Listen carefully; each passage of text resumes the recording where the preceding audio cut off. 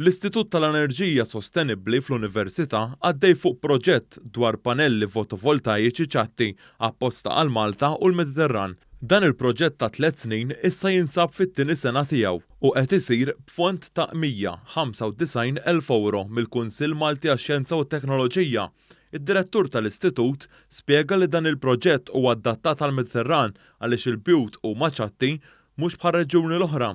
Spjega wkoll kif dan il-proġett se jwassal biex tkun eħfef biex tpoġġiha fuq il-bejt u għandhom l-istess prezz daqs il-panelli l-oħrajn. Proġett qiegħed fit-tieni sena, bdejna għandna kemm għandna l-ewwel sena, qed nispiċċaw id-design bħalissa, nagħmlu l-prototypes, nittestjawhom ma' Wextest fejn qegħdin.